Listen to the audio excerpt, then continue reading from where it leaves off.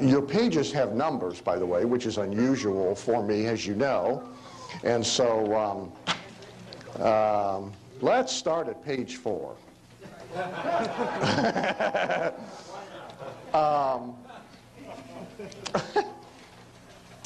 It looks like that. And I presume that, that probably all of you, well, let me do it the other way. Is there anybody in here who has not read Think and Grow Rich? Elliot, really? You're kidding me. Did you raise your hand too? I haven't read it all. Well, it ain't that thick. I mean, you know.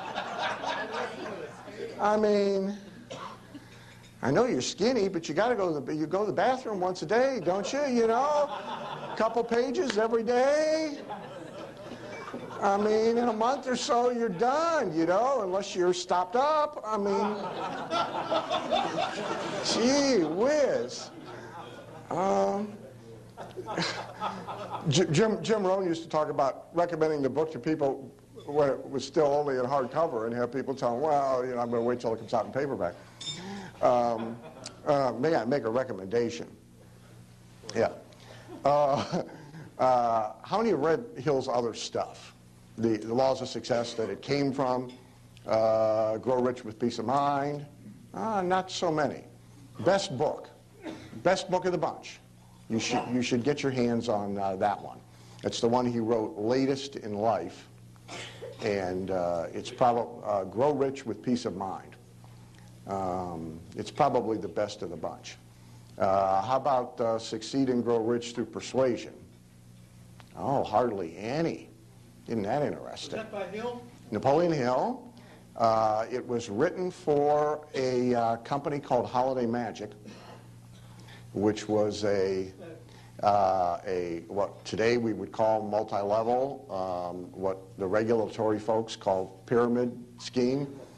It was written for a guy by the name of William Penpatrick at Holiday Magic as a combination sales tool for the distributors and a credibility device for Penpatrick and Holiday Magic, because he's all through the book.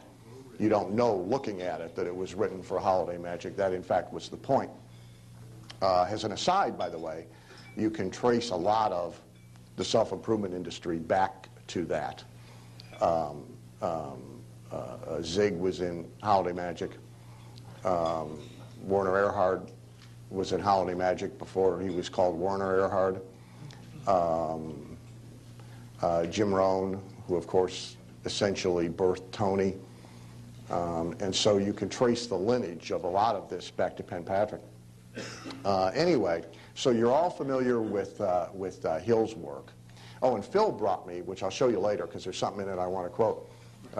Phil Alexander, who's all the way in the back next to the camera. Phil is a great finder of ancient artifacts.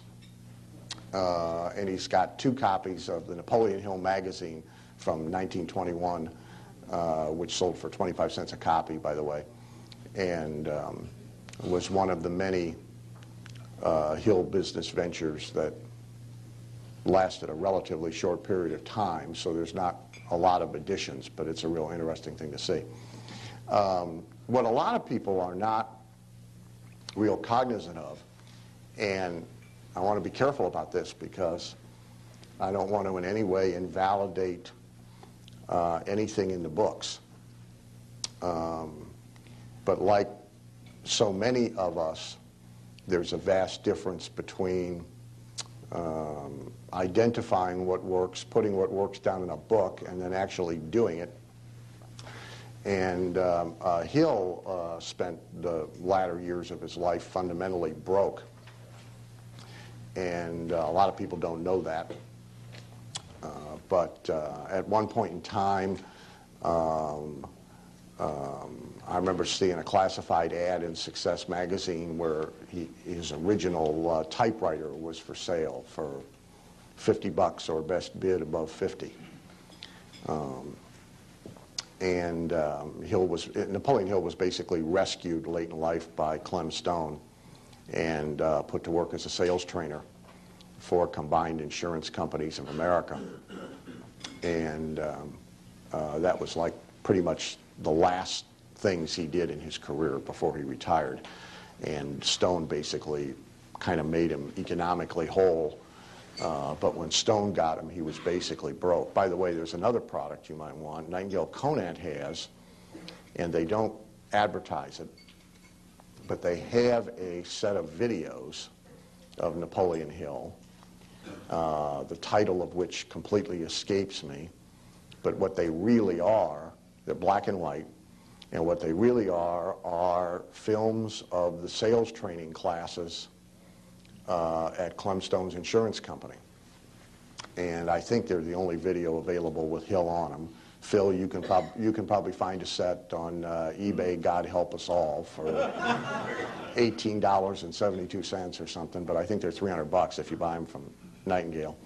And undoubtedly one of the reasons Nightingale doesn't advertise them much is their underwear tightens up at the thought of asking anybody for $300. But they do have them, and they will grudgingly let you buy them if you pursue them. And I recommend them. They're really fascinating.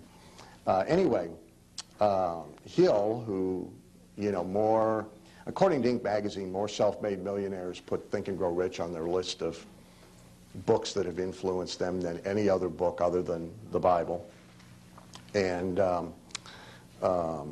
just about everybody in my circle, I mean, you couldn't walk into one of my clients' offices and not find the whole library. And so here's the guy who wrote, if you will, the Bible about prosperity, who winds up broke. And isn't that disturbing? And why is that? And Clem Stone, who was inspired by Napoleon Hill's work, winds up very, very, very, very, very, very rich. Stone finally, he passed away not too long ago at the ripe old age of 212 or something. And, basically, he was too mean to die. I'm sure that was one of those funerals where there were people there out of respect, and there were people there who wanted to make sure. I met him and spent a little time with him when we did the Think and Grow Rich infomercial at Guthrie Ranker, and he was then way up there, and tough as nails.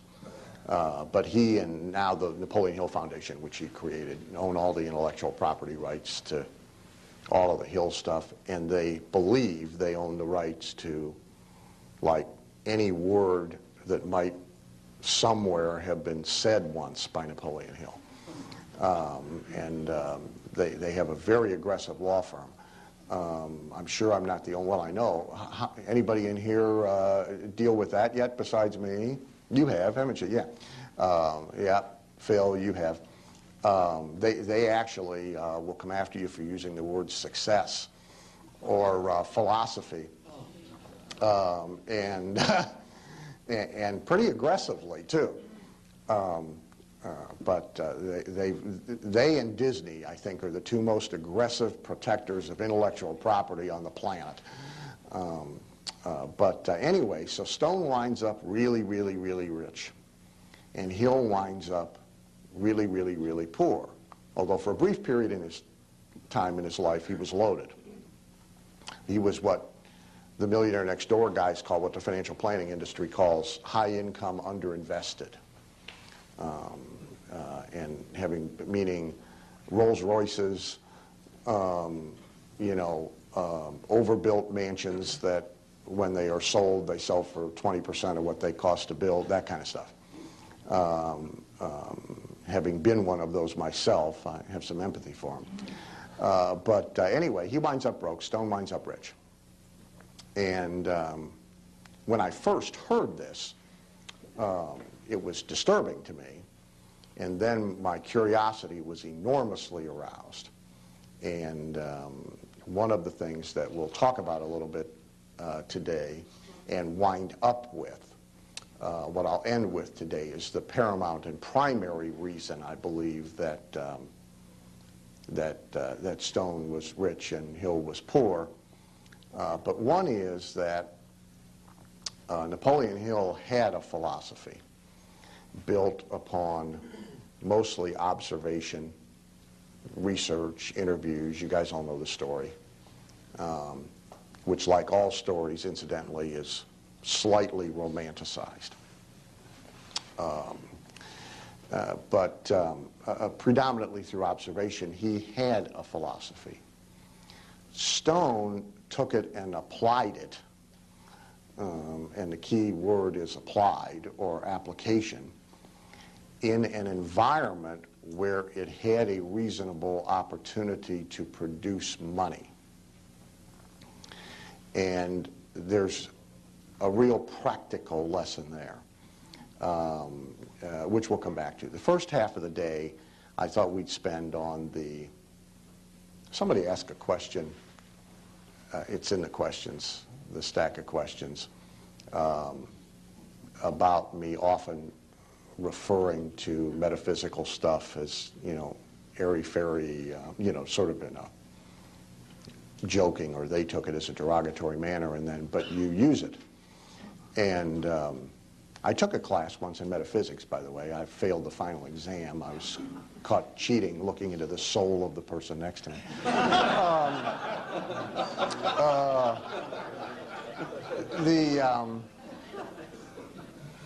That's for you. You can use it.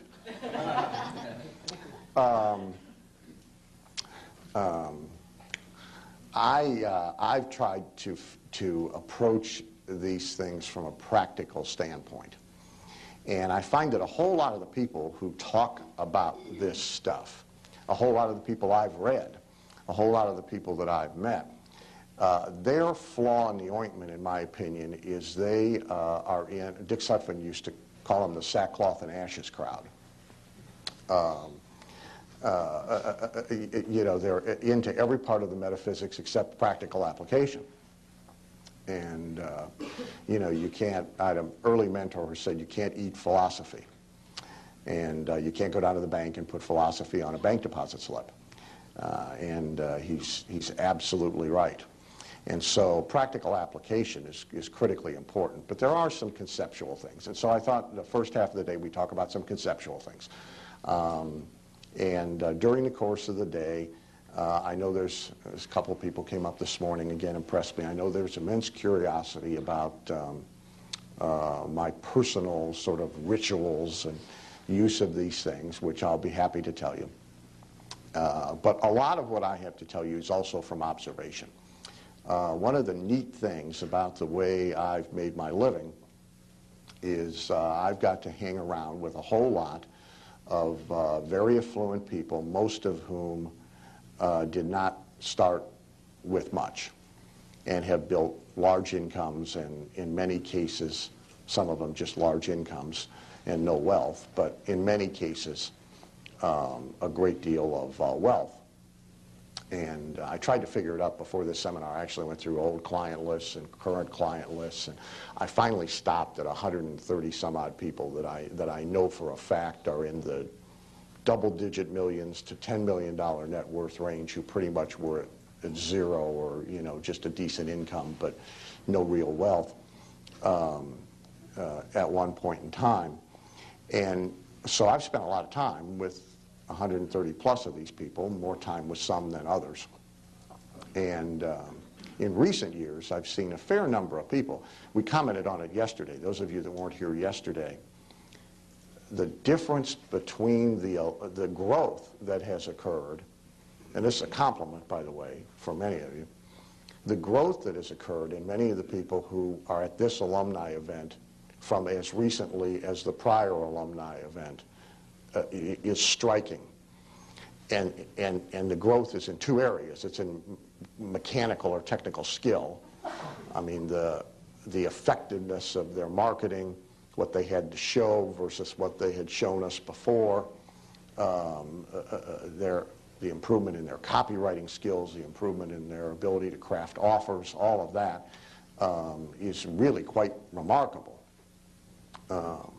And there are any number of people in this room who've gone in the last 2 or 3 years from modest incomes to very big incomes. A number of people in this room who their current monthly income was their annual income. You know, that's, there's commonalities there too. You watch enough of them, you notice a few things. The other kind of growth is attitudinal, which is a little harder to put your finger on, but you know, it's a closed loop. So I thought we'd do the conceptual stuff this morning, and then the practical application stuff this afternoon. And if we have time, which I suspect we will, a bunch of you have turned in questions. This time I've looked at them. And thrown out a few, none of which rival the first question of yesterday. So, you should be on page number 5. And page 5 and 6, actually.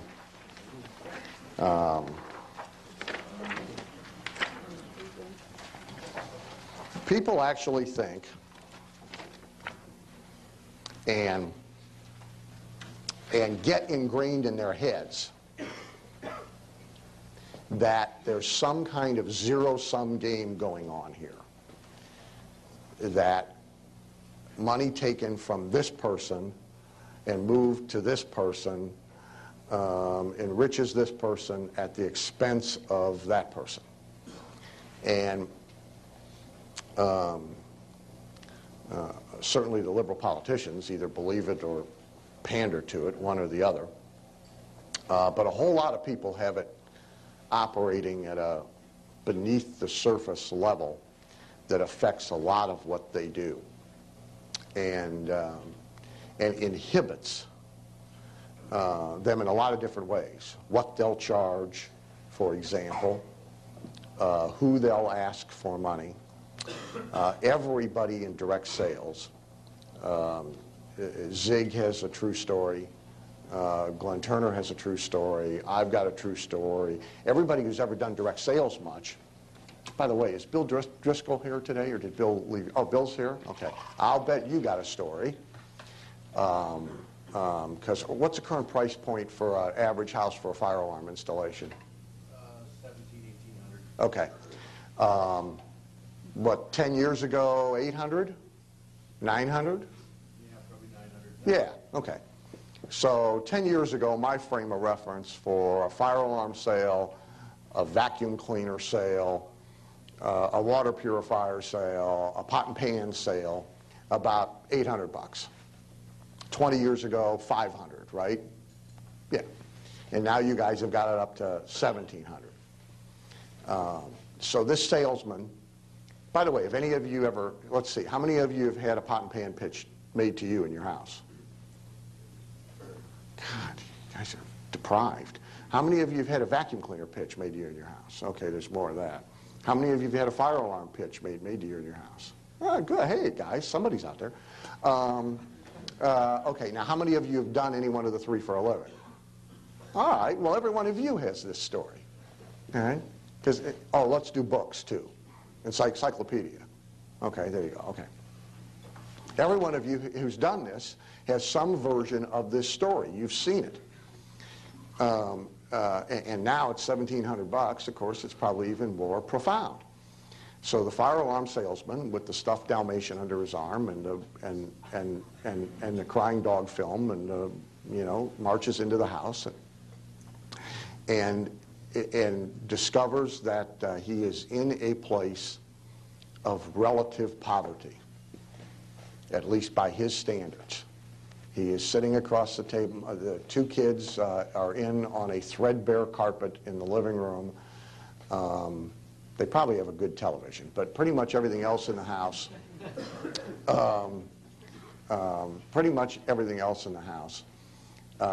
is obviously hand-me-down, beat up, falling apart, springs sticking up out of the couch seat. You know, you just clearly know that these people, you know, aren't doing well. Conversationally, you know, you discover, you know, Papa hadn't worked in 4 months, and you know, the kid's got some kind of problem that causes big medical bills, and on and on and on and on. And the salesperson becomes increasingly queasy about closing these people on the $1,700 fire alarm sale, or the what's a vac now? $1,700, huh? On the $1,700 vacuum cleaner. And so the salesperson becomes increasingly queasy about this, and in many cases will not close. He'll deliberately throw the game at the end and toss that one aside and get out of there. Okay? And everybody then who has done this for any period of time has the person who rises up in the middle of the weak, wimpy attempt to throw the ball game close and is almost offended that they are not trying to sell it to them. Glenn tells a story of actually being chased by somebody who was mad that he wouldn't sell him a sewing machine. Zig has a similar pot and pan story. If you've heard Zig's story about the indoor plumbing customer that was saving up the money to put in indoor plumbing, and then he backed off and the people were annoyed and they really wanted the pots and pans. Pump still works. Huh? Pump still works. Oh yeah. Yeah. They put indoor plumbing in next year, but you know, got to get the pots now. And of course, the pots pay for themselves, you know, because they say, you know. So really, they're free after 24 months of what you saved on utilities.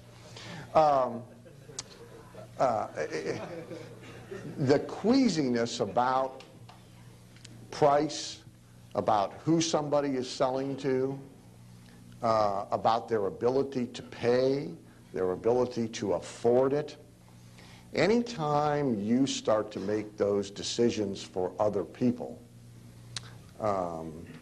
it really reflects more about what's going on internally with you than it does with anything else. And the other thing to remember is that people who are without money that you perceive to be disadvantaged for one reason or another, and you question whether you should sell them something. Regardless of whether you get any of their money or not, they're going to be without money next week too. The reason they're without money has absolutely nothing whatsoever to do with your existence, nor does it have to do with the way money works in the real world. It has to do with them. And whether you take it, somebody else takes it, the liquor store takes it, the church takes it, whoever takes it, I promise you somebody's getting it. Because if they're without money now, they're going to be without money again. And most of them are going to be without money permanently because they never fix the things that we're talking about that have to do with whether or not you have money. And it happens at all levels. I mean, we have people selling $50,000 programs to doctors. At one time, Tracy's, I get all confused with familial relationships. Is Rod your uncle? Yeah, okay. I mean, Rodney and I were selling a $36,000 program to doctors in the early 80s. And at least 70% of the doctors who bought couldn't afford to pay attention. I mean, let alone a $36,000 program. But when you're selling help to people, when you're a success merchant, there's only two buyers. There's the already extremely successful who don't need it, who buy everything because they practice the principle of the slight edge, and there's the starving and desperate looking for a life raft. The middle is not the market. And so if you only took the rich, you would starve. And so the queasiness has to go away. You got this doctor who just had his car repossessed, is having trouble keeping the lights on in the office, and is getting more calls from bill collectors than he is from new patients, and you're going to walk him down to 4 different finance companies and blast 6 of his credit cards to get $36,000 from him to put him into a management program. You can't have any queasiness. You can't have any reluctance. And you have to understand that the reason he's where he is has nothing to do with you, the guy who came before you, the guy who came after you. It all has to do with him. And there's plenty of money to go around. Nobody's ever go run out of dough. And there's no excuse to be broke in America. Anybody can tomorrow start from zero, and they can get a bucket and a sponge, or they can, you know, and these chiropractors. I mean, I know lawyers who are broke. Can you imagine this? I mean, I'm serious. They get out of school with a license to steal money. Okay? And some of these people can't cut it. Well, it has nothing to do with any shortages. It has nothing to do with any money anybody takes from them. It totally has to do with them. There's plenty of dough. And now we have all the recession stuff going on, you know, and the media is desperately trying to sell everybody the idea that things are bad and are going to get worse for a variety of reasons. And so some people will believe that now that there's a shortage of money because there's a war. Other people think there's a shortage of money because there's a tax cut. Other people think there's no shortage of money. There's money everywhere. Just walk around, look around, you know. And you got to get past the zero-sum game idea that when somebody gives up money to you, that you've profited and they've lost, and there's less money over here now than there is over here. The money just keeps replenishing. It's always there. It's just some people don't see it, and some people aren't smart enough to bend over and pick it up. But it's always there, and there's plenty of it. The other big thing to get is there's mountains of dumb money out there. Okay? And so if you want to, you can more than satisfy your needs just dipping into the pond of dumb money. One of my favorites, this is, I forget what catalog this is from. It's not Neiman Marcus, which you usually find this stuff in Neiman's. It's not Neiman Marcus, but here's, I don't know what catalog this is. Gentleman's Domain. This is owned by Frontgate. This thing's been in for 3 catalogs. They ain't wasting the space to have fun. For, where's the price point here? The Eli Bridge Company in Jacksonville, Illinois. Now give these guys points if they initiated this for getting themselves in a catalog. The Eli Bridge Company builds amusement park rides, like the famous Scrambler, which is this thing. Okay? They've been building them for 100 years. And now, for only $300,000, they'll put that thing in your backyard. They'll build you a 67-foot high, 16-seat Ferris wheel. You'll need a 220-volt power outlet. Gee, no shit. And since it weighs almost 20 tons, you may want to have the patio checked out before getting started.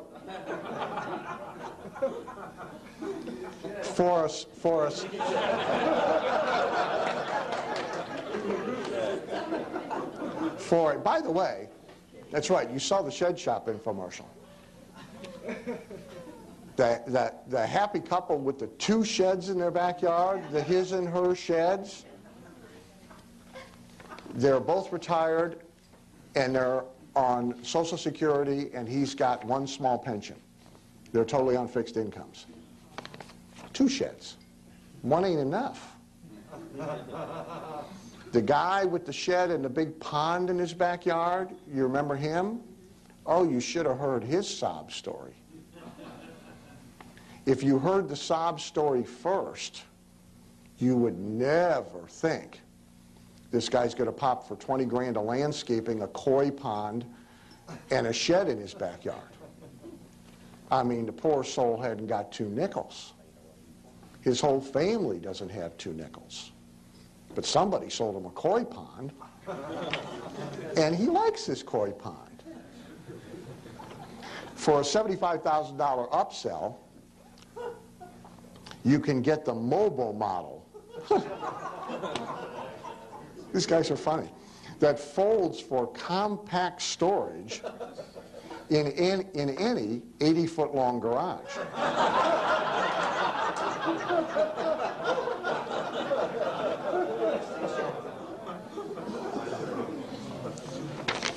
You can take care of this, by the way, on 3 easy payments. Nokia has a new line of cell phones. And I know there are some of you in the room who like the latest doohickey. So if you don't have this, you got to have it. It's made out of gold and platinum, and it sells for $20,000. It is an experiment in exquisite design and craftsmanship. Oh, it's also large, because obviously you don't want to have a $20,000 phone and have somebody not see it.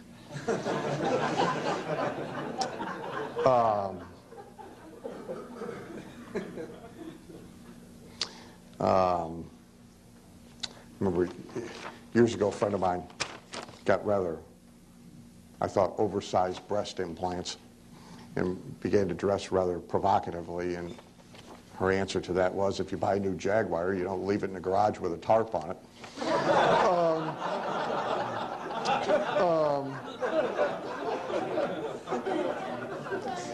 Anyway, this oversized phone, here's how they explain this. There's a size to proportion balance that has a calming effect. Yeah, $20,000 phone. I had a client that sold a $3,000 coffee pot.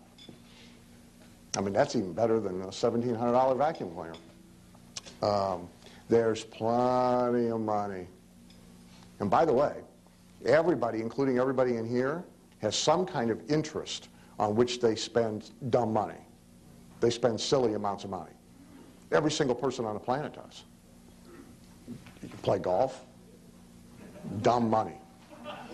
Well, first of all, golf only exists because of marriage. Okay?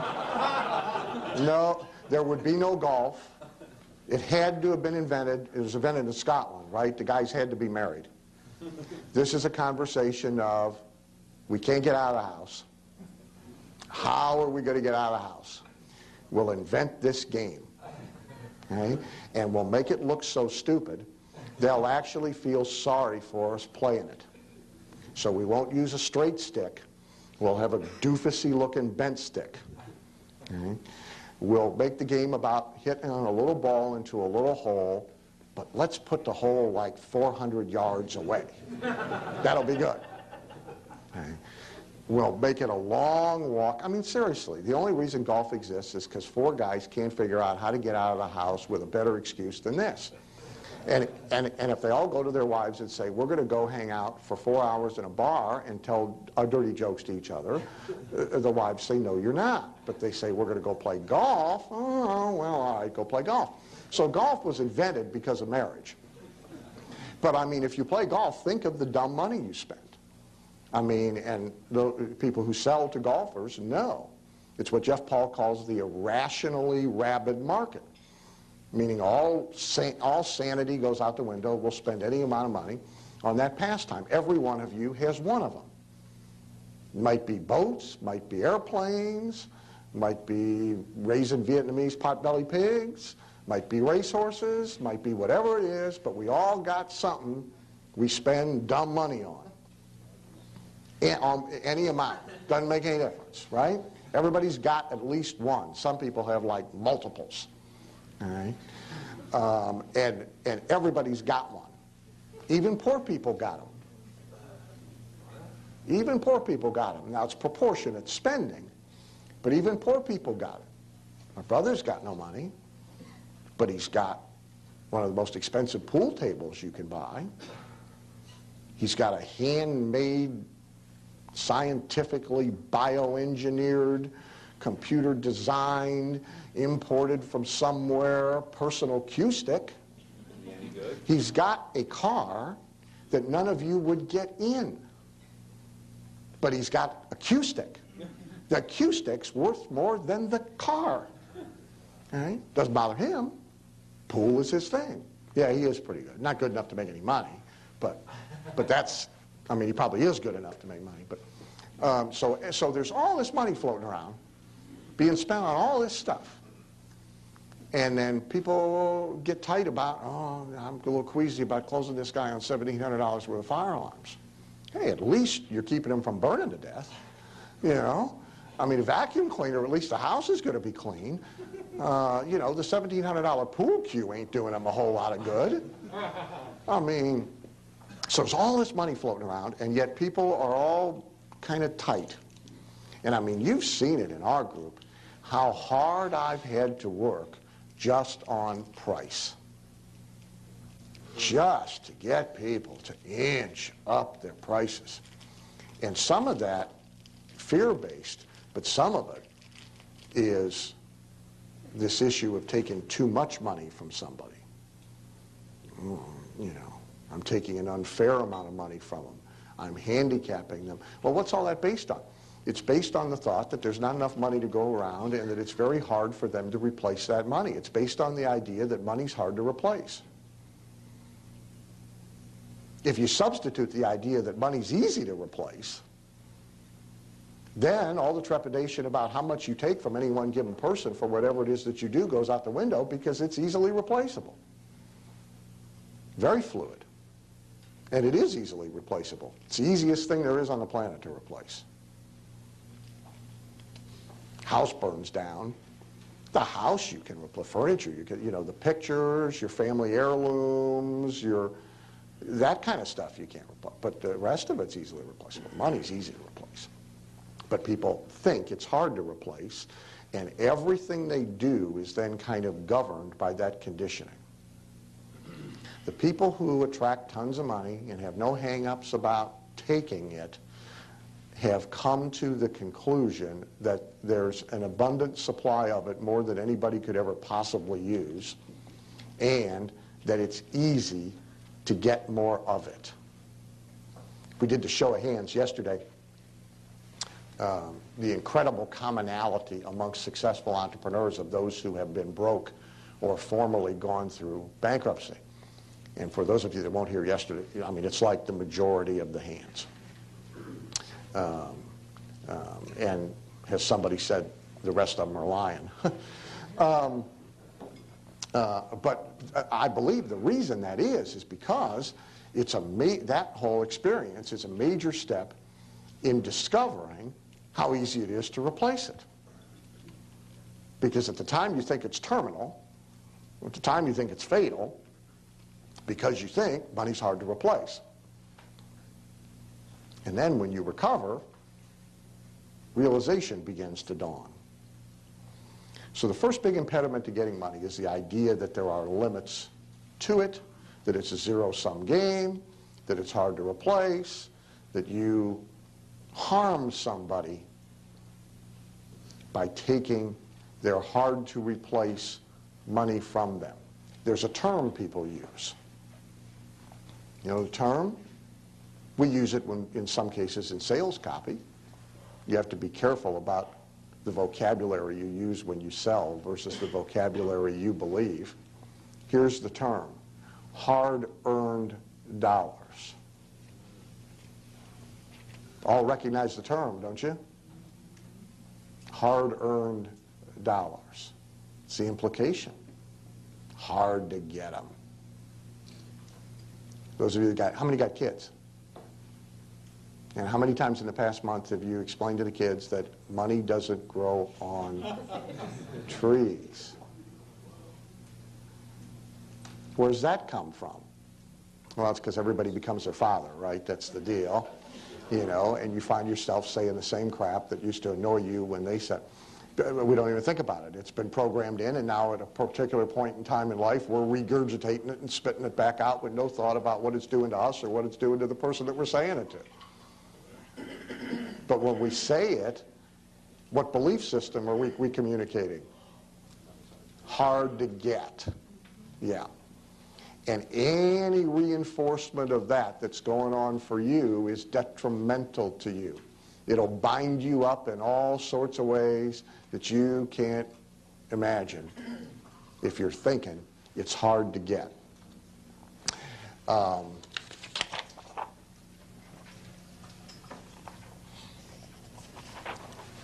This is not in your manual, but I like it. Here's the caption. I know you missed the Wainwrights, Bobby, but they were weak and stupid people, and that's why we have wolves and other large predators.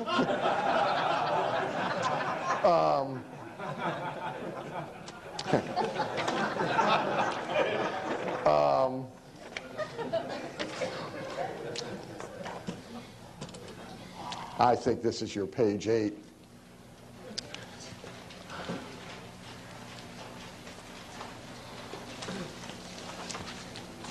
Here's programming that doesn't help you any.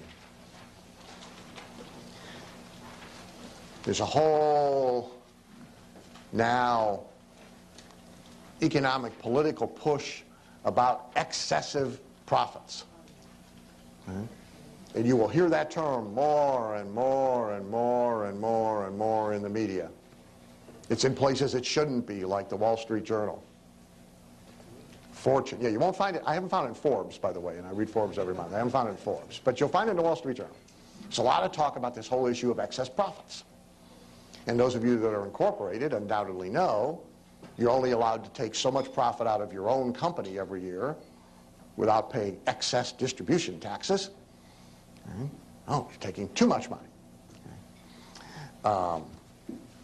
And there's an idea, for example, much proliferated, attributed to Rockefeller, which he never had anything to do with, that the top person's compensation in a company should only be a preset multiple of the lowest wage paid in the same company. And so there's a lot of talk about the outrageousness of CEO compensation has a ratio against what the broom-pushing person's wage is. And so everybody's getting beat up on this idea of excess profits. And the ratio argument, for example, the CEO compensation is controlled by marketplace value. And if the guy takes too much money, too many times in a row, the marketplace catches up to him, and he's gone. Right? So everybody, like right now, is screaming and yelling about Eisner and a handful of guys who took their $20 million bonuses last year, even though shareholder value went down 18%, and et cetera, et cetera. Well, if in fact he's being irrationally and unfairly compensated, a couple of years from now, he'll be where the CEO of Sprint is this year. He'll be gone. And he'll pay hell getting hired anyplace else. The marketplace catches up. Okay? But what the ratio argument completely ignores is his compensation is determined by marketplace value, even if it's a trailing indicator rather than a predictive indicator. The guy who pushes the broom, that job has a finite definable worth. And if you base one on the other, there's no real rationale for that. It sounds good when you talk about it, but it doesn't make any sense. Further, incidentally, the longevity argument, big problem for those of you that employ people, right? Because employee mentality has been taught that the longer you do a job, the more you should be paid for doing it, right? The union is based on that. However, certain jobs only have a certain value. Doesn't matter how long you do them. If you tighten a bolt on the side of a doohickey, that's worth X cents, period. It can't be worth Y cents just because you've been standing there tightening the same bolt for 50 years. You didn't add any value to it. You're not tightening the bolt 50 times faster. That would make the job worth more money. You're not tightening the bolt in a way that cut the recall rate by 50%. That would make the job worth more money. But just tightening the same bolt at the same speed just because you've been doing it for 50 years didn't add any value to anything. But as you know, if you employ people, what do they expect? Annual raise, sure, periodic raises. Why? Why is that job worth any more this year than it was last year? Arguably, it might be worth even less. But it doesn't inherently become worth more, but people think it. And so they have in their head, I'm not going to, I will stop and do it, okay? They have in their head now that it should be.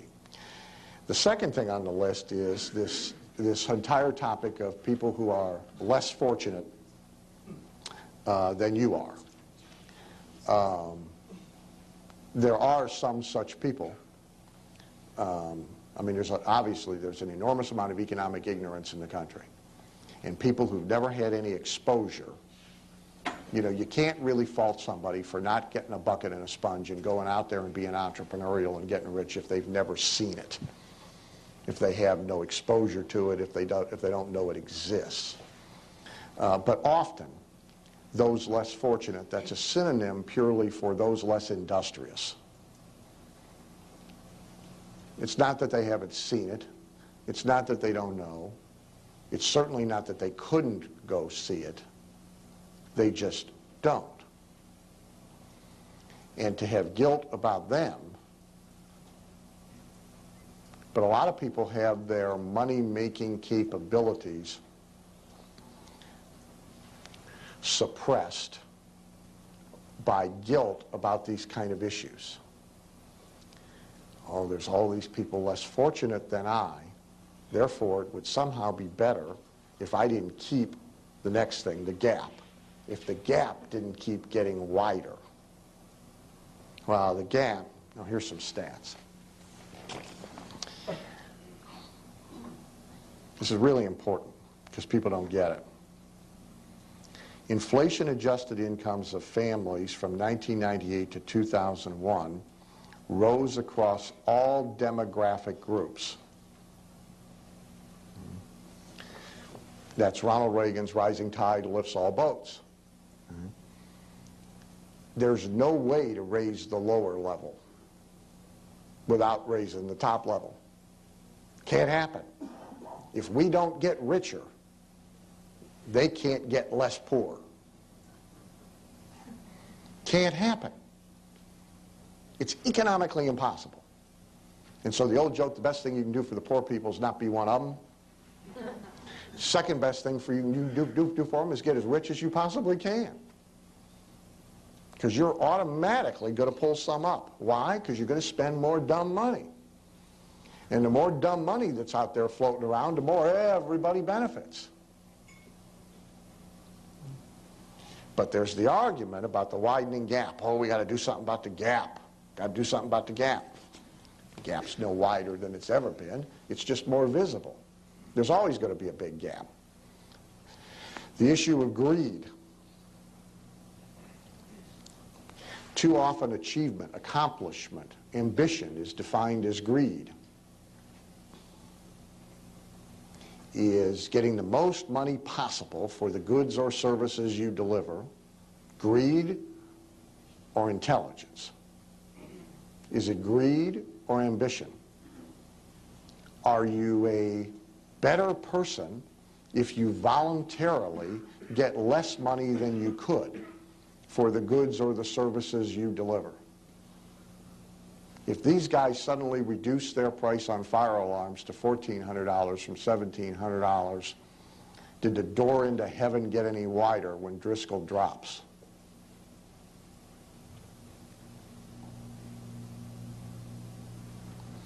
Opportunist. American Greetings, maybe you've seen this in the news. American Greetings has rushed to the presses with a line of greeting cards to be sent to the military in Iraq. And so if you have somebody over there you want to send a greeting card to, by the way, they're in the stores. And there's what they call the romantic ones. There's a picture of a great-looking babe in a camouflage piece of lingerie standing next to a bed. And the caption is, "I've got some maneuvers to show you when you get home." There's ones for brothers, there's one for sisters, there's one, they've created a whole line. And they're getting massive publicity, by the way, as a result of this. CNN, MSNBC, Entertainment Tonight, USA Today. I saw the first big critical discussion of this on some talk show last night, in which it should come to no surprise to any of us that Janine Garofalo, whatever her name is, thinks this is horrible, that we are profiteering, some company is profiteering on this tragic series of events. And if in fact they are going to sell these things, they should be giving all the money away. Yeah. Well, of course, that's exactly the point. Good point. Yeah, Elliot said as if she's not profiteering from the interview. Of course. Now, she may devoutly believe her position. By the way, I happen to think I would put her in a category with Hillary, and I mean, I think she believes her shtick. And by the way, no, of course not. And I have more respect for somebody I devoutly disagree with who devoutly believes their position than I do anybody else. And I don't begrudge her getting on TV and mouthing off about it either. But it is an illustration of a position that is very often taken about this thing called opportunism. And yet what opportunism is entrepreneurship. That's what it is. See, every man's tragedy is somebody else's opportunity. That's commerce. Fire alarm business wouldn't exist if there weren't fires. You can't sell alarms if somebody wasn't having a house burned down around them. If there were no deaths, there'd be no business.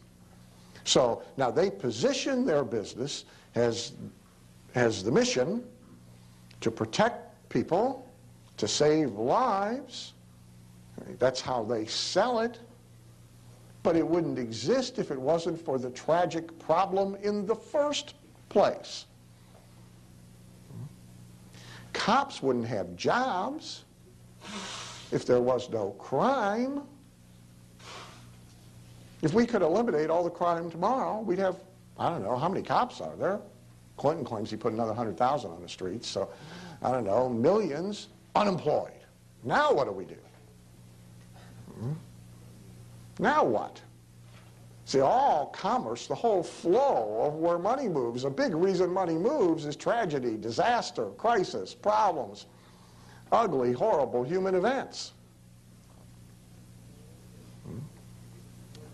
So one man's tragedy is another man's opportunity. Entrepreneurship's all about opportunism. Gas station raises its prices on the Friday before a holiday weekend. Is he an evil opportunist? What do you think? It's all part and parcel of what he must do in order to achieve maximum success in his business. Because at other times during the calendar year, there are price wars in his neighborhood. And he sells his gas for less than it costs him in order to stay in business. If he's in an extremely competitive environment, he sells his gas at a loss the entire time in order to get repair business into the bays. There's all sorts of fluctuations in his business. He better make maximum profits when the opportunity presents itself in order to compensate for the times when he can't make any profit at all. Person who owns the convenience store in the middle of a gang-ridden ghetto where nobody else will open a store. And he mostly sells to people who can't get 20 miles away to the nearest supermarket. Therefore, he sells at double what you could buy the same products for if you could get to the supermarket 20 miles away. Is he an evil opportunist? Well, would you go open a store there? If his store's not there, how do they get anything at all? His risk is enormously higher than the guy 20 miles away with the supermarket. Every time he walks into a store, there's a pretty good chance somebody's going to walk in the door and blow his head off or try. His theft rate's probably 400 or 500% worse than the supermarket 20 miles away. For assuming all of that added risk, shouldn't he be an opportunist?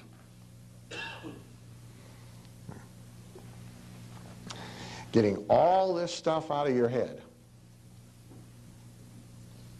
and being okay with being the predator is necessary for maximum money. About those less fortunate, by the way, I have my favorite list. Actually, I have two lists. Just trivia, but this is the average person's list of reasons for not doing well. Some of them we hear from our people. Everybody in my city buys by price. Nobody in my town uses credit cards. Everybody in my town is whatever. There's a giant advertiser in my town. I never get the good leads. If you got salespeople, you hear that one. It's the time of year. There's already too many doohickeys in my town. That's the opposite of the people we talked about yesterday who are all panicked that some of them are going out of business. I hear this from clients. I like this one. What I do is so unique nobody understands it. Let's see, it's the economy, it's my spouse, my staff. Now, here's the less fortunate list. These are from actual interviews. This is people's biggest problem is getting to work on time. Okay, this is why they don't do well. Here's why they can't get to work on time. Sometimes my car won't start. Okay? The damn bus driver comes early. These are actual interviews. I'm not making this up. I can't hear the alarm clock. I used to have that problem. I put a coffee can on top of it. When it rings, you hear the sound. The dog hides my shoes. Is this incredible? I just can't get going in them. I'm not a morning person. Well, so I shouldn't be required to get to work in the morning. I'm not a morning person. The 7 is better. My mother was never a morning person. It's mom's fault I can't get to work on time. It's hereditary. It's just too tough. It's unfair to ask somebody to be there at exactly the same time every morning. Now get this. These are the less fortunate people you are supposed to feel sorry for while you're making money. But they believe it. Of course they believe it. But see, their beliefs are not our responsibility. Okay? That's not our problem. Our beliefs are our responsibility, not theirs. You can't in any way help this nitwit who thinks because her mother couldn't get up in the morning that she can't get to work. You can't help her by making less money. That does her no good. And you don't hurt her by making as much money as is humanly possible. She still ain't getting to work. She's not going to get there any later because you made an extra $1 this year. She's going to be just as dysfunctional as she is now, no matter how much or how little money you make.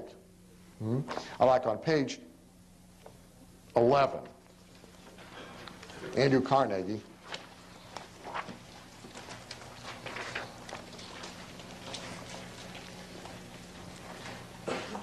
The redistribution of wealth deal.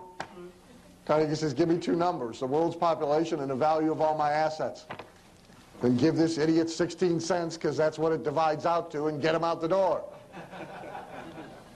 Best answer to the redistribution of wealth argument I ever heard. You can divide it all up and don't make it. You can take it all away from everybody that's got it. There are 3 states right now who have proposed excess wealth taxes. All right? The first one is the state of Vermont, from which a presidential candidate by the name of Howard Dean is running. You might not have noticed.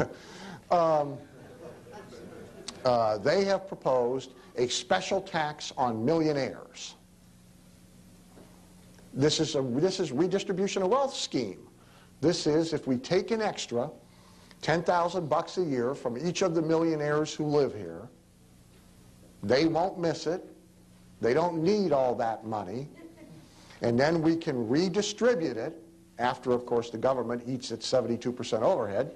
We can redistribute it to all the people who don't have any. And how will this help anybody? It won't. All it'll do is convince a bunch of millionaires to move to Connecticut. That's what it'll do. People don't get this. I flew cross country one time with Walter Mondale as my seatmate. And we had a lively conversation. Now, I'm going to tell you something. Is that a bonus take, Dan? I came away convinced that he devoutly believes that, and I'm not implying the man's dumb, because he's not dumb. He devoutly believes that you can actually tax business. He thinks that. Just like these people now think you can tax these millionaires, take money away from them, and have no ramifications. Well, see, businesses don't pay taxes. Customers pay taxes. Nobody that runs a business ever absorbs a tax. You guys know that. You run businesses. What do? We do one of two things. They raise our taxes, we raise our prices, or we cut jobs. We don't take a cut. I've never taken a pay cut. Somebody whacks me with a new tax, somebody else is going to pay it. I'm not. Exact same attitude about my divorce settlement. It's why it didn't really bother me. I mean, I said, I don't know exactly who's going to pay this, but it ain't going to be me, Mama. You know? Somebody else is forking this dough over. Well, that's how business people think. It's how you should think. You get whacked with an excess tax, you're not going to pay it. Mondale thinks the business pays it and nothing else happens. These redistribution of wealth guys think you can actually tax these millionaires and nothing else is going to happen. They're just going to sit there and let you take money away from them and not go get it back. They're going to get it. Housekeepers going to go from 5 days a week to 3 days a week. They're not going to buy a boat this year, which if enough of them don't buy a boat, there's a whole bunch of people in the boat business that aren't going to work. Somewhere, they're getting the money. And I don't care if they got 100 million. They can't stand to lose 10,000. Nor should they. So Carnegie's argument was brilliant. Now, here's my question for you. What is, I don't have the slide, page 12. What is your entrepreneurial responsibility?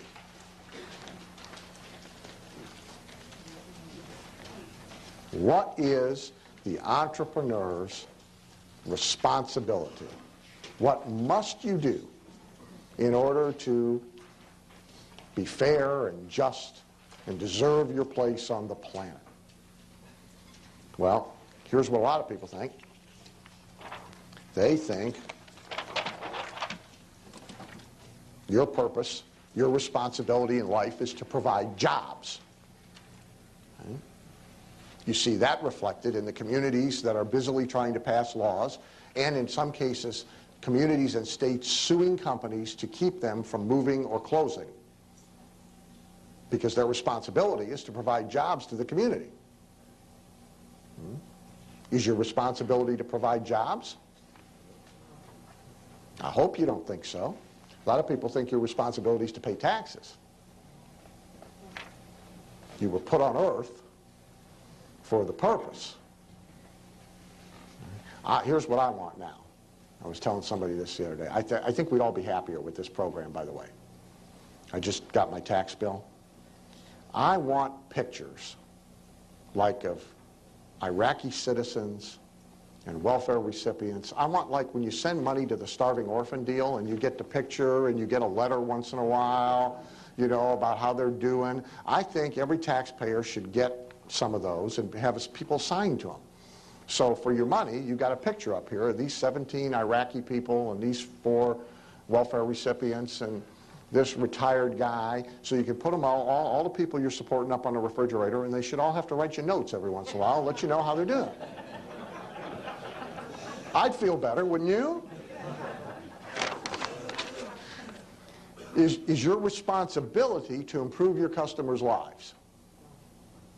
Better get that out of your head. In our business, this is fatal. And it really isn't any other business. Now, it's pretty smart to sell them things that if they use them as you intended, will improve their lives. That's smart. But it's not your responsibility to see that it gets done. Nor should you lose any sleep over the fact that many don't. And in my business, see, a whole lot of what I sell, I mean, all kidding aside, the shrink wrap don't come off. And you will kill yourself in my business if you worry about making them take off the shrink wrap. Mostly, they just get mad at you. Not my responsibility. I didn't have any of the fun of giving birth to them. They ain't going to support me in my old age. They're on their own. Here's the thing. Use it, don't matter to me. It's one of the great lessons I learned early in life in the multi-level industry was I didn't want to be there. Because your money's dependent on actually getting them to do something. Lousy position to be in. Want the money and then leave it up to them to do something. If they do, they do. If they don't, they don't. And so again, like in my business, look at the numbers. We got, what, 150 people here out of 46,000? All right? Why? You're the 150 who took off the shrink wrap. Am I losing sleep about the, whatever that number is, 45,800? No, I got over it a long time ago. You got to too. If the guy puts the shed in his backyard and never moves the crap out of the garage into the shed and still can't park the car in the garage, or has a more probable result, he moves all the crap out of the garage into the shed and then restocks the garage with more crap and still can't park the car in the garage, should Paul go out there and give him his money back? Right? Well, yeah, sell him another shed. That's exactly right. Now we're getting it. Yeah. Sell him garbage removal service. Sell him how to do a garage sales kit. Sell him something. That's sell him something. The entrepreneur's responsibility is this: maximum profit and wealth to his shareholders. If you're the sole shareholder, that's you. Then your responsibility is just to play fair. Not lie, cheat, steal. Those 10 Commandment things. What do you want to bet, Jay? And actually, you may even have a comment on this. What do you want? Here's what Jay does, by the way, on one of his businesses. Is with chiropractic offices, the inbound call, well, with any business, by the way, but with chiropractic offices, the inbound call is critically important. You spend a lot of money on advertising to make the phone ring, and then Barbara is the one answering the phone. And there's all sorts of mechanical problems. Barbara thinks it's a receptionist function, not an inbound sales function, et cetera, et cetera, et cetera. But what do you want to bet that in many cases, Barbara's inability to schedule a lot of the patients and motivate them to show up is actually rooted in a lot of stuff going on in her subconscious about the fact that the doctor charges too much, he makes too much money, he's doing too well, he's driving too nice a car, and this poor person who needs care, it's unfair for that person to have to pay so much money. What do you want to bet? Jay, you got... Well, I mean, I think the best example is that when they ask them the question, do you have insurance? And 80% of them, they say, no, I don't have insurance. They say, okay, well, thanks for calling. And that's it. I mean, no insurance, no insurance. Yeah, he tapes all the calls. He private audits the calls. Okay. Which, by the way, if you haven't done this, you've got to call your own, you've got to mystery shop your own store, your own office, your own place of business. A lot. Because you will be really shocked at what happens. Get somebody who knows what they're doing, somebody in your mastermind group. We do it in our coaching groups to crisscross call and play prospect and tape the call for you. You'll be nauseated. Okay. You'll be sick. You'll be terrified. But a lot of it is this. And so they don't have insurance. Here's what goes through the person's head. Oh my God. When we taught prepay, we taught chiropractors prepay. That is, how many of you have been to a chiropractor? Okay, good. So you know the drill, right? You go in, you exam, the x-rays, the report of findings, which is the sales presentation. Okay? Well, it's supposed to be. Where they show you the x-rays and tell you your spine's going to fall out if you don't come in 18 times a week for the first 6 weeks and 5 times a week. Okay, you got it, right? Well, prepay is case presentation, and so it's 18 times a week for the first 3 weeks and 6 times a week, and that all totals up to $7,862, and there's 3 ways you can take care of that. You can get your checkbook out, take care of it in 1 payment, and you save $800. Or you can do it in 3 payments, predate the checks, or we got a household finance contract here, and we can get you a loan. Now, it's done a little more elegant than that, you understand, but that's the deal. By the way, you could take a chiropractor who's barely keeping the light bill on, and you can take him to $40,000 a month like this if he'll do prepay, because he only needs 4 new patients that he can close. When we taught prepay, the mechanical process of this, by the way, works just like their fire alarm sales presentation works. If the doc will actually do the presentation, if he's bad, 1 out of 4 will say yes. If he's pretty good, 2 out of 4 will say yes. If he's really good, 3 out of 4 will say yes. But even if he's bad, 1 out of 4 will say yes, if he'll just run the presentation. We had to kill to get anybody to do the presentation. In part because they didn't believe anybody would give them the money, but mostly because they felt all kinds of guilt about asking somebody for $7,000 in advance. And we're coming up to a break pretty quick anyway. We can deal with it on a break. But then, if we could get the doc to do it, the next problem was the sabotage by the staff. Because where's their head at? This poor person with no insurance is coming in here, and they're an office manager, which is what I am. And I know they can't afford. And Doc's driving a Jaguar, that miserable SOB with his excessive profits. So how hard is Barbara going to work at scheduling that appointment? Not very hard at all. Consciously or subconsciously, she's going to keep that person out of the office. Happens in all kinds of businesses. The reason more stuff isn't sold? Because of all the guilt. That's why more stuff isn't sold.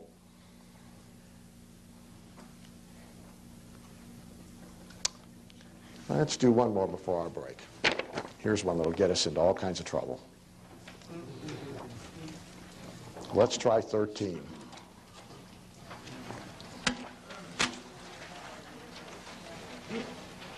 Here's the key word on this page. Just. If you want to underline something, underline the word just. Because the implication of this, here's how people respond to this if they believe it. They think that their lack of success, or the way to be more successful, their lack of money, or the way to get more of it, is to scrub harder, is to be a more deserving person. And they equate the fact they don't have what they want to them not being a sufficiently deserving person. And if I just scrub harder, things will turn around for me. Now the metaphysical version of this is equivalent. The metaphysical version of this is, I'm just not using the mental principles well enough. If I just think more positively, keyword just, things will turn around. It's another clue to why Hill was broke, Stone was rich. It's not the main reason, but it's a clue. Many of you know or know of Foster Hibbard. We're going to talk about some of his stuff a little later. When I got Foster, Foster was in the metaphysical version of this category. Foster believed in the word just. Not justice, but the just. All you should have to do, all you had to do in order to attract unlimited wealth was to get this right, to live the philosophy. He didn't get that you had to apply it in an environment where it had a reasonable opportunity of producing money, and you had to ask for the dough. Missed that part. So he's running around teaching prosperity to everybody with no prosperity, which pretty much, by the way, describes 90% of the people who run around and teach prosperity.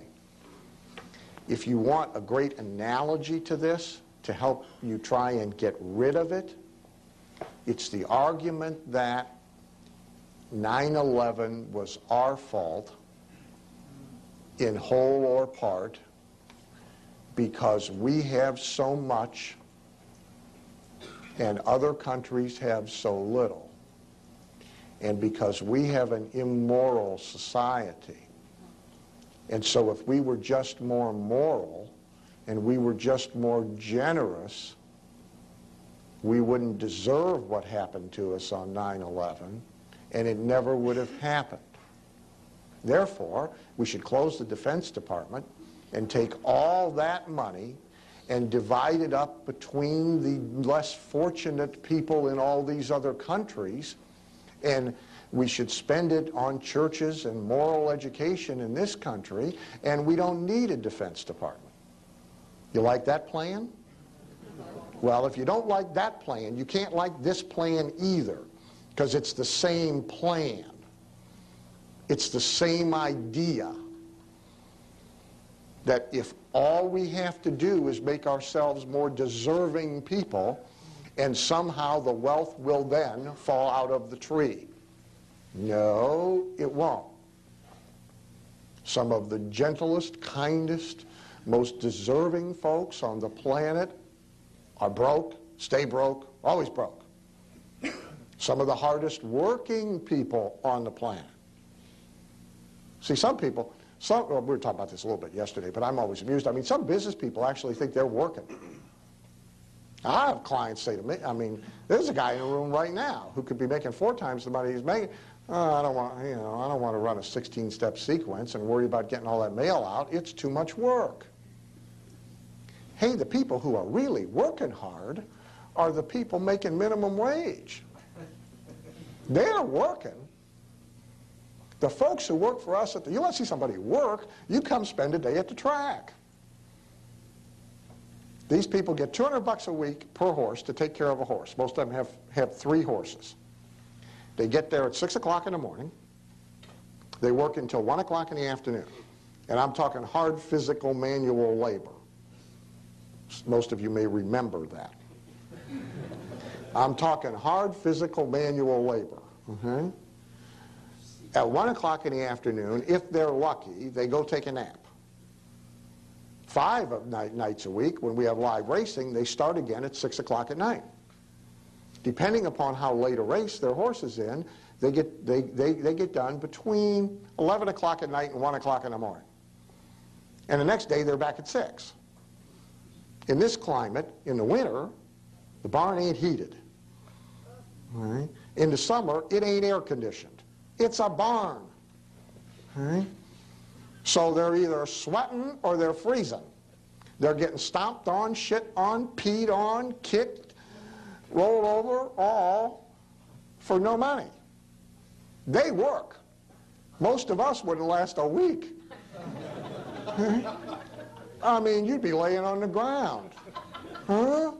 You want me to do what? You know?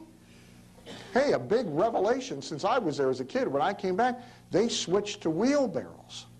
This is the big technological improvement in the whole deal. I'm serious.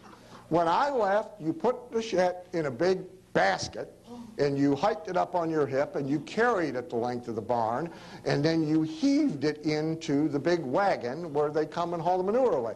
They've put ramps on the wagons. Somebody figured this out after 50 years.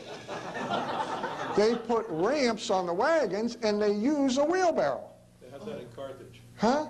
This is the big technological improvement in the racing industry, is wheelbarrows.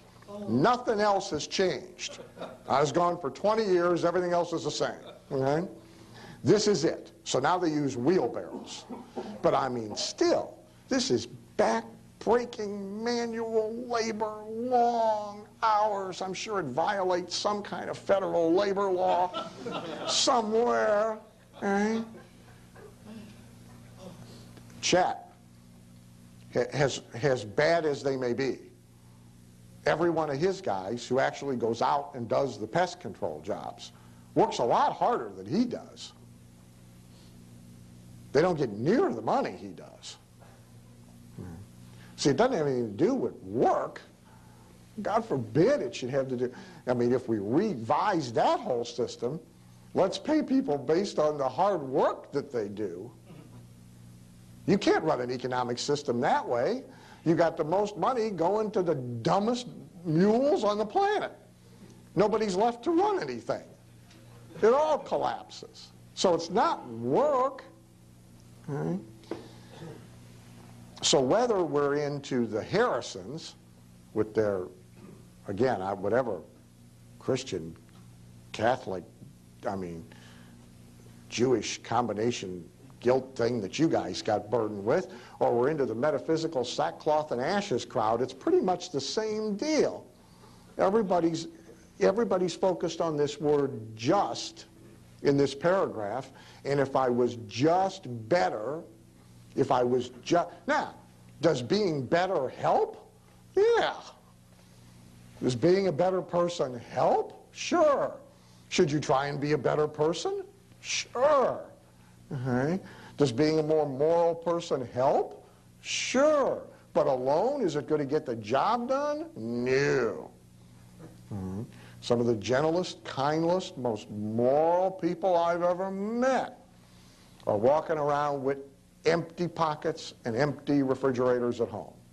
And some of the hardest working people you and I could find anywhere on the planet got empty refrigerators and empty pockets. And a lot of them are trying to fix it this way. Well, maybe if I go to church 4 times a week instead of twice a week. Maybe if I go work in a soup kitchen. Maybe if I just figure out a way to deserve it more, I'll get it. The system doesn't work that way. Here's why. It's your next page. Now I've lost that one. Okay. Yeah, here it is.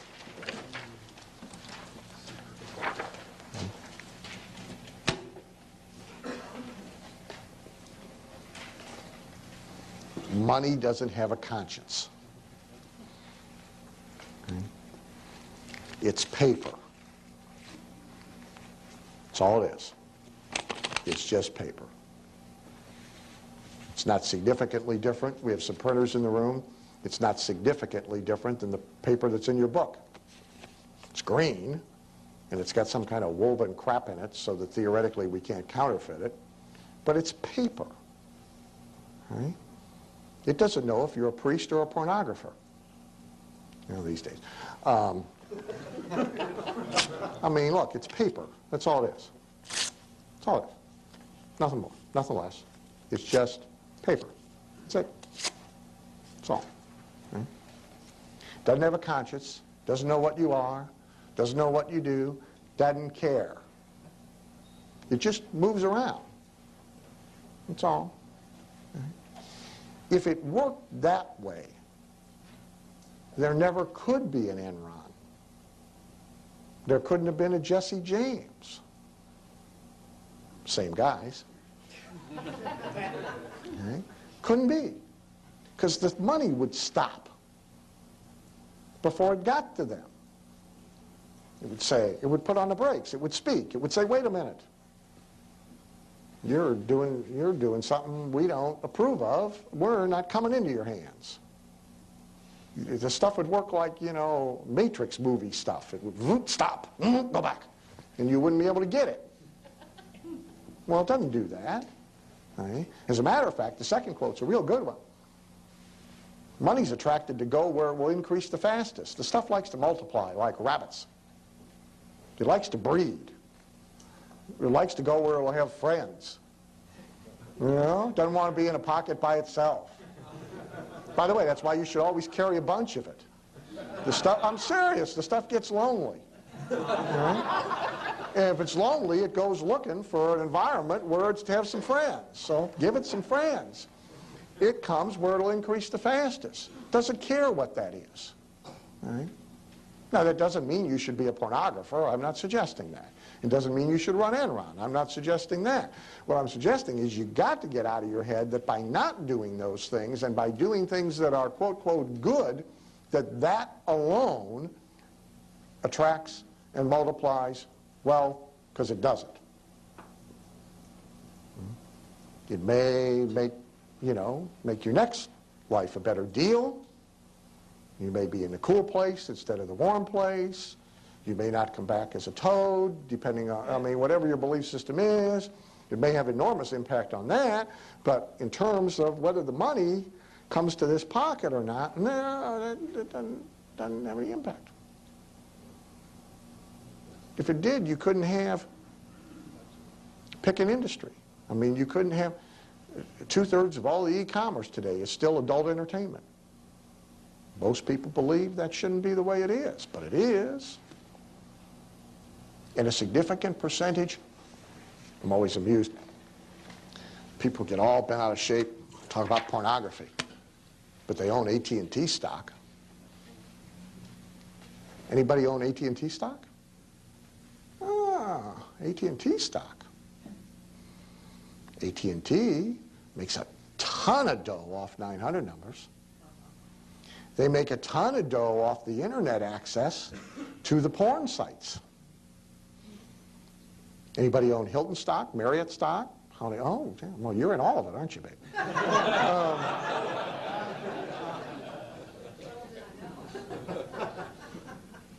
Hotel industry's in trauma right now because of the lawsuits that are beginning in certain states to try and block them from providing adult entertainment in room movies. Why? Because it's 20% of the bottom line. That's why. You take that out of there, you got a big problem. Anybody own General Motors stock? A lot of people own GM stock. GM owns a company called Vivid Entertainment. Oh, some people know what Vivid Entertainment is.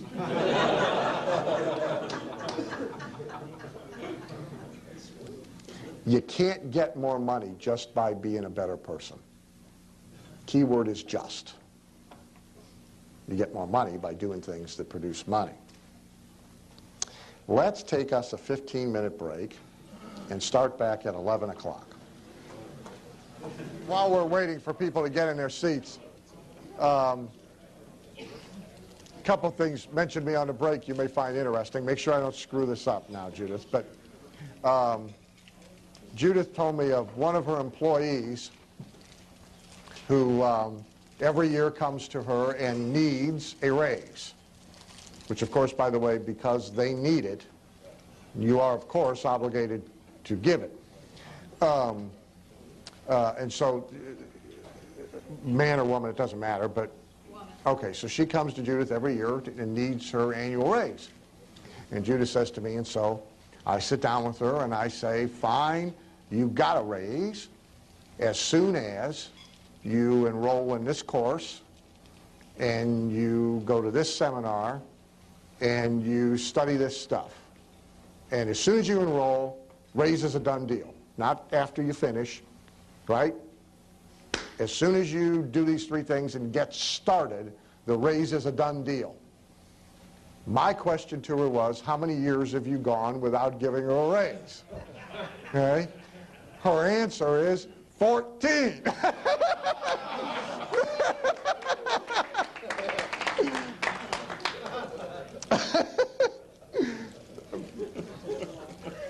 Matt mentioned to me, I mean, it's priceless, Judith. It's priceless. You shouldn't have it if you just don't use her name. I really would hate to lose her. Yeah, well, I doubt that there's any risk of that at this point. I think you could probably die and she'd come for at least 2 pay periods before she gave up. Yeah. Matt mentioned. Funeral to be sure. Yeah, yeah. Matt mentioned to me, which is really a very good example. Most of you know Jeff Paul. If you don't, you know of Jeff, and I'm sure you know the story that is in the little yellow book. When Jeff came to my first seminar, he and Peggy and the kids were living in the sister's basement, and he was up to $100 and some odd thousand on his credit cards, and business wasn't working. And he was close, by the way, because I really didn't do that much. But I think we pieced him into the seminar, as I recall, on 5 different credit cards. So, I mean, I knew. They didn't go to any mealtime. They disappeared because not only, I mean, they didn't dare get stuck with a tab, let alone eat in a restaurant. I mean, they came with peanut butter and crackers and stuff in the suitcase and went up to the room and ate all during the seminar. And it's a super conference. I don't know. I think it was $2,000, $2,500, whatever it was. And I'm pretty sure I'm sure he has said to me, we used the last little margin on every one of these credit cards. I mean, I got the last dollar there was to get. There was no more. And what Matt said is, wonder where he'd be today if you had felt any guilt about taking his money. And it's a very, very, very good point. And it's a double-sided coin. A, we never have the right. See, if somebody in a mobile home with their kids not, wearing shoes with holes in them, chooses to put a satellite dish on the roof, and that's their priority. None of us, especially the satellite guy, but none of us have the right to tell them unless we're supporting them. And that's a whole political issue. But otherwise, we don't have the right to tell them that that shouldn't be their priority. And if you want an extension of the Jeff Paul story, what happens if we don't let them have cable, and cable's where they see the Ron LeGrand infomercial that gets them to the free seminar where they find out how to buy real estate with no money down. And they never would have experienced that if they didn't have cable that they couldn't afford. Say, do we have the right to tell them they can't? And I don't have the right to tell Jeff, hey, you shouldn't really, maybe you shouldn't be spending your last dollar, None of my business, not my responsibility. My responsibility is to get his last dollar. That is my responsibility. Because my responsibility is to maximize profit for my shareholders. Period. Right? It's his problem, it's his last dollar. It ain't my problem. Now the good news is, in his case, dollar well spent. But that was entirely up to him, not me. I didn't do anything. I talked with him for 10 minutes at the end of the seminar and said, hey, I think here's your 4 problems. Boom, boom, boom, boom, boom, go fix them. But that doesn't mean he was going to go fix them. And I promise you, I wasn't going to the basement to find out. Mm-hmm. Here's another whole head trip stuff. We're on page 15. The other big reason people don't wind up with a ton of dough is because they're afraid of it. Having money will create all sorts of problems for me. By the way, on the next page, just for fun, I gave you this great article I found the other day about Kenya millionaires. Some kind of big accident, insurance settlement, and now there's all these impoverished people living in huts who suddenly got millions of dollars and all the problems they got and their marriages are falling apart. And so having money will create all sorts of problems. Having money will alienate me from my family and my friends. Big issue for a lot of people. They don't want to be the only one in the whole bunch. Having money will make me a target to be taken advantage of. Having money will change me into a bad person. Well, the first three are true.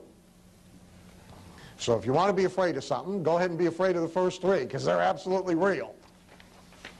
Having money will create all sorts of problems for you, and initially you're probably not equipped to handle them. However, not having money has a whole bunch of problems too. Which set of problems would you rather have? You know, it's not that money makes problems go away. I assure you, Trump gets up every morning with a long list of them. You know, but which set would you rather have?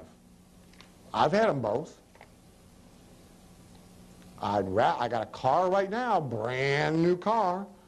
Door won't close if you don't hit the lock button twice. Got a little electrical system defect.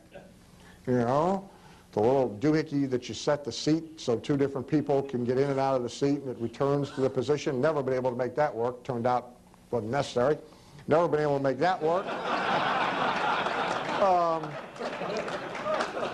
And you know, those things are a little annoying. But hey, I've had the car where there was no floorboards and you couldn't change a tire. I'd rather have these problems. Give me a choice, you know. I'll take these, you know. Having money will alienate me from family and friends. Will from some, especially if you say no to them. Here's a favorite side strategy. There's a guy here in Cleveland. He was on the radio. A friend of mine has a radio show here. He's on the radio. He hit the lottery. Not big, but millions. Before he goes down to cash the ticket, because now he's going to be on the news with the check and the right, here's what he does. He calls all his relatives and his friends, and he says, I got an emergency. I need to borrow $1,000, and I can't tell you what I need it for. Can you get over here tonight? And he checks them off. As you might imagine, he don't have a whole lot of people running over with $1,000. A whole lot of folks on the list have a reason, not a check. The next day, they all see him on TV having won the lottery. This dramatically reduces the number of incoming calls trying to tap the lottery winnings. Brilliant. I'm driving down the road, listening to this on the radio, I'm thinking, this guy, it's just incredible. He got it. Yeah. By the way, Louis Anderson's book, if you have family problems, Louis Anderson's book is worth reading. Because he's got his whole family, you know, who have been trying to tap him ever since he made $1. Having money will make me a target to be taken advantage of. Yep. The more you got, the more visible you are with it, more people will try and take it away from you. That's true. Well, yeah. The bad news is, the only way not to have to worry about that is not to have anything for them to take. That's the deal. Having money will change me into a bad person. People believe that. They fear that. But money and character are, you know, bad people are bad people. And you know the old deal, so far, in the entire history of the convenience store industry, there has yet to be a robbery by somebody who pulled up in a limo. The getaway car hasn't been a stretch. One don't have much to do with the other. Making money too easily is wrong. Big deal for a lot of people. Goes back to the hard-earned dollars thing. You know, I got pretty strong work ethic. I work hard. Got it from my father. But my father probably was also to the degree that he has a superior work ethic, he's probably ingrained with this. If you didn't get it by working hard, you don't deserve it, and the only way to get it is by working hard. Well, you believe that? Again, go take a look at all the hard-working people and see how much they got. You know, Ron's great slogan is, the less I do, the more I make. And man, there's a lot of truth to that in a lot of different ways. Rich people are unhappy. Having a lot of people will make me unhappy. Having a lot of money will make me unhappy. Skip 5. I know I skipped 5. I can count. I can count. Jump to page 18.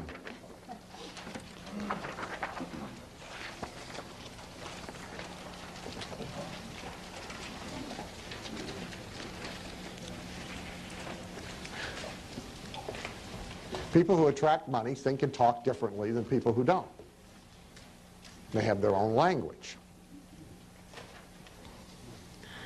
Their language with others is interesting. I'll point out 2 things to look for. One is, you guys are all belong, how many of you go to your trade association conventions or trade shows or those kind of functions? Okay, good. Here's how to know who to talk to.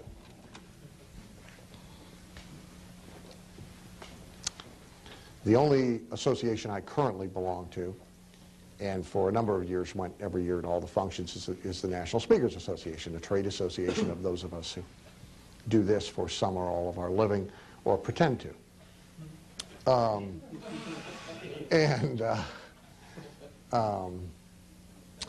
At the National Speakers Association, 90% of the hallway cocktail party conversation amongst speakers is about the art and style and drama of speaking. Translation, it's about the technical doing of the thing. Not only do they talk about doing the thing, they deliver their shtick, their stage stuff now conversationally. You can't switch them out of it. If you go to a chiropractic convention, 90% of the hallway conversation isn't even conversation. They're busy adjusting each other. They're busy doing for free to each other what they're supposed to be doing for money in their office. And incidentally, they won't touch a patient in their office without x-rays first. But in the hallway at the Aladdin in Vegas during the Parker convention, nobody needs x-rays. They're up against a wall, they're on the floor, they're bent over a chair, everybody's whacking each other. And they're all talking to each other about their different technique. I do the Gonstead technique, I do the whoopee-whoopee technique, I use the activator, do you use the activator? When we used to put the chiropractors and the dentists in the same seminars, they came to the evening seminar, they didn't know we mixed them. The chiropractors, of course, all thought we were selling only chiropractors until they get there. And you'd see them occasionally. There's sitting a couple of them in the room before we get started, and the one guy's talking to the other one. I use the hoopy-hoopy technique, and the guy's going, I've been in the deal 30 years, never heard of the hoopy-hoopy technique. And one's a dentist and one's a chiropractor. You know, it takes them like 5 minutes to figure out they're working on different anatomical parts. 2 years in a row, I spoke at the National Guild of Hypnotists Convention. What are they all doing on the breaks? Woo-wooing each other. This one's got the deal. This one uses the, you know, they're all out there hypnotizing each other. You don't want to talk to any of these people. There's maybe a few here, a few there. What are they talking about? How to get money. That's what they're talking about. They're the ones you want to talk to because they're the ones who got the money. The ones who are talking about the doing of whatever their thing is, I promise you can predict their bank balances. Because they're all focused on the wrong thing. They even think they're in the wrong business. They don't know they're in the money business. They think they're in the whacking, cracking, speaking, woo-wooing businesses. Right? They don't even get that. And so their conversation is all about what's real comfortable to them and all about, the doing of their thing, which, is a tiny little piece of the puzzle. If you don't know that by now, in whatever business you're in, the actual doing of the thing is such a tiny little piece of the puzzle. I mean, it's all about how do you get money, how do you get a customer, how do you keep a customer, how do you build the value of a customer, it's all that. And so you don't want to be in conversation with any of these people. You want to find the few. Now, there's times to have conceptual conversations and philosophical conversations and all that, preferably with people who you've already identified in your mastermind group or you've already identified are a whole lot more successful than you are and so forth. But for the most part, you want to be around the people who are talking about the money, especially if you want to increase your amount of money. The second thing about language with other people, here's a tip, here's a clue. I saw on A&E or, I don't know, one of them channels about a week ago, they were running a biography of Dave Thomas from Wendy's. And most people have the view of Dave from the commercials, of the happy, jolly, kind of doofusy guy. Dave, pretty ruthless business guy his entire career. And when he was still a Kentucky Fried Chicken franchisee, and took over failing franchises in Columbus, he quickly put 2 other chicken places out of business. And both times they had a huge celebration. I mean, he wanted to put them out of business. He was glad he put them out of business. He was thrilled he put them out of business, and they celebrated putting them out of business. But what all of it, they interviewed a whole bunch of the executives and so forth. And I think this show was done before he passed, by the way, my thinking on this. And the commonality in all the people who worked for him, they said that you couldn't be in conversation with Dave anywhere, anytime, about anything for longer than 5 minutes without him asking, what are you doing to increase sales? What are you doing to increase sales? What are we doing to increase sales? That was always his question. Every day when I call my office, Vicki's got a long list of stuff she wants to tell me. My question is, are we making any money? Money coming in over the fax machine? Yeah, we're making money. We're always making money. I said, yeah, we're always making money because I'm always asking, are we making any money? That's why we're making money. If I wasn't asking, we'd stop making money. We'd be in some other business. We'd be in the paperwork business. That's the business we'd be in a hot second. I don't want to be in the paperwork business. I want to be in the money business. But if I stopped asking, a whole lot of people think they're in some other kind of business than the money business. Everybody I know who brings in a ton of dough is always asking about it. Tracy's father, who was really the first person I was in, who really fatally flawed individual, but right about 95%. It's the 5% that kills you, but right about 95% of the time. You couldn't come back from running an errand and not be asked, did you get a check? Meaning, did you sell something while you were out? Because otherwise, why leave? I mean, did you get money? Dead of night. Didn't matter. Christmas Eve. Did you get a check today? And everybody tired of being asked. But good question. So they're focused on the money. That's the clue, if you want to know. They're focused on it. They're paying attention to it all the time. And it shows up even in conversational language, the first things out of their mouth. The self-talk's kind of a bigger issue. Vance said something yesterday. Maybe I got it from him. I don't know originally, but is this deal. What did you hear at the top of the stairs? Some of you in the room are too young, but most of us, we have this shared experience. The actual experience. Not conceptual. We have this actual experience. They put you to bed. You snuck back out. And at the top of the stairs, you listened to the adults down below. How many have the actual experience? Yeah. Yeah. Well, what you heard has enormous impact on what's going on with you today. And as Mike said yesterday, it's worth trying to identify what that was that you heard, because it's playing a lot. And what most people heard, the statistics virtually guarantee it, what most people heard about money wasn't real good, wasn't real helpful. So stop to think about it.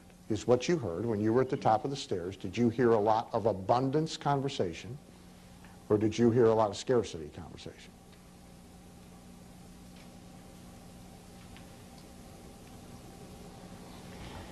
These tracks now come out in what you say. You know the common stuff, there's a list of them on the next page, right? There's stuff people say about themselves.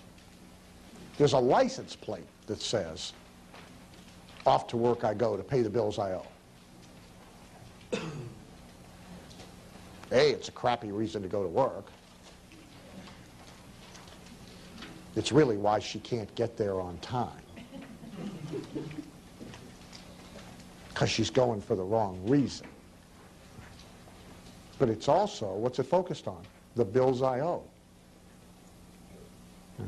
Where do most people keep their bills? Where do most people keep their bills?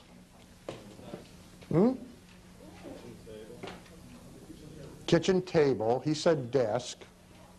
Let's do it another way. Where'd your parents keep their bills? Bedroom dresser. Where'd your parents keep their bills? Sink. Kitchen sink, next to the sink. Really, a file cabinet, an advanced set of parents. Above the bar. Huh? Above the bar. Above the bar.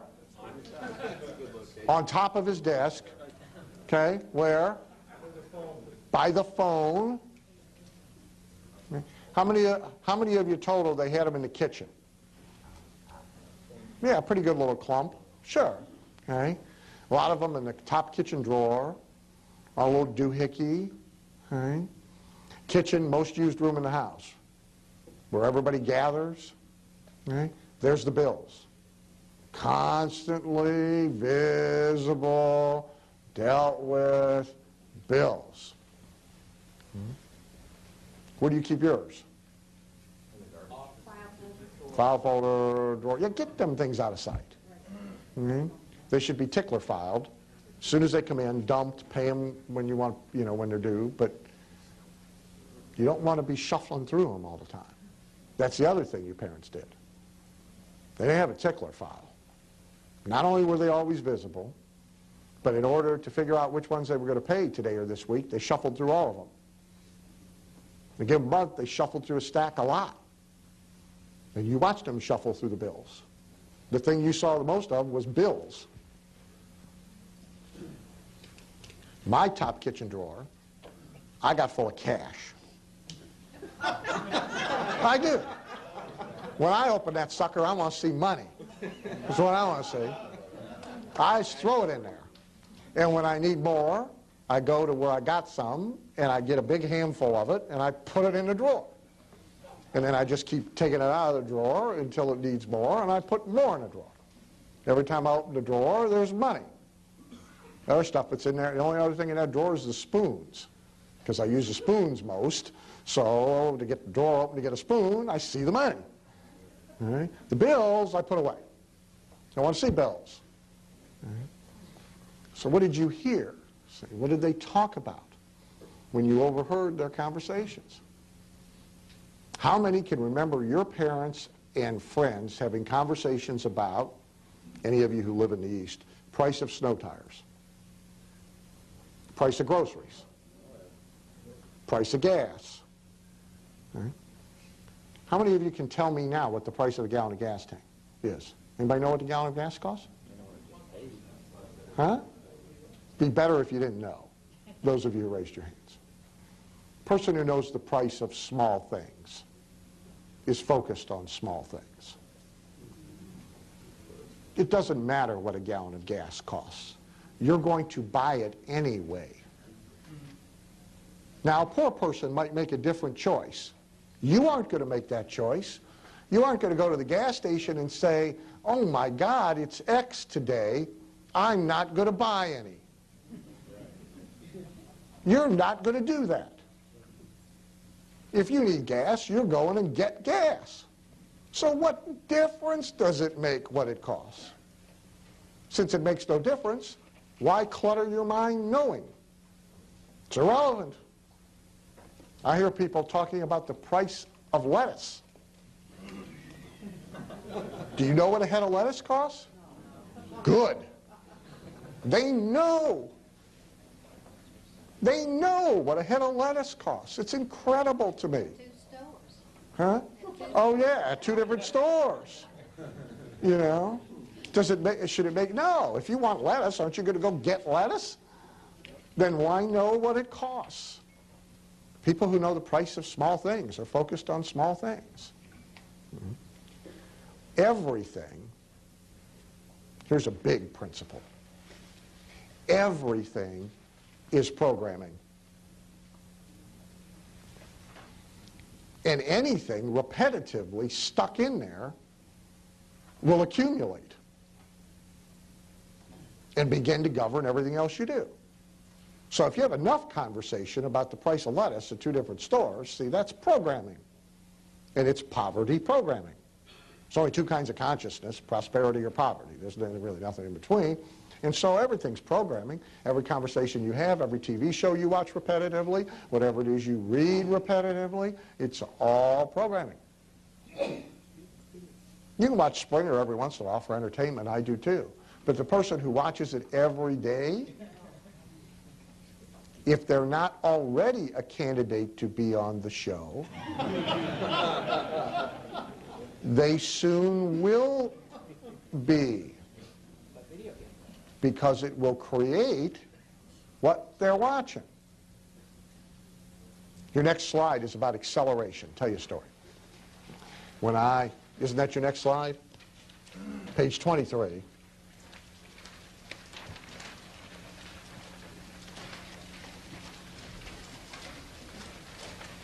This explains to you, this will also explain to you why I have a drawer full of money.